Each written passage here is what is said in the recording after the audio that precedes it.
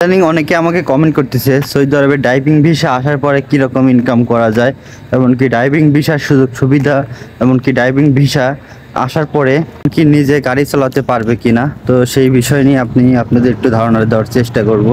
দেখেন, সৌদি আরবে দুই ধরনের ড্রাইভিংয়ের ভিসা পাওয়া যায়।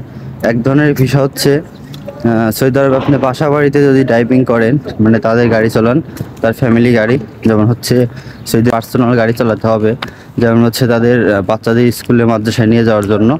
আর হচ্ছে আর বিষয় হচ্ছে আরেকটা সিস্টেম আছে, আপনি যদি নিজে পার্সোনালভাবে গাড়ি কিনে চালান, সেটা হচ্ছে দুইভাবে। তো আপনি যদি পার্সোনালভাবে গাড়ি কিনে চালান, তাহলে সৌদি আরবে আসার পর আপনাকে ফ্রি ভিসায় থাকতে হবে। ফ্রি ভিসা বলতে আমি একটা ভিডিও বানাইছি, সেটা দেখবেন অবশ্যই। তো এইভাবে আপনি নিজে ড্রাইভিং লাইসেন্স করে আপনি কাজ করতে পারবেন, নিজে গাড়ি কিনে নিজে হচ্ছে ট্যাক্সি হিসাবে ব্যবহার করতে পারবেন। আর এটা হচ্ছে ইনকাম অনেক। আবার ফুড ডেলিভারি করতে পারেন নিজের পার্সোনাল গাড়ি দিয়ে। আর যদি বাসা বাড়িতে কাজ করেন, তাহলে বাসা বাড়িতে কাজ করলে আপনার নির্দিষ্ট একটা স্যালারি থাকবে। সেই স্যালারির মধ্যে আপনাকে থাকতে হবে।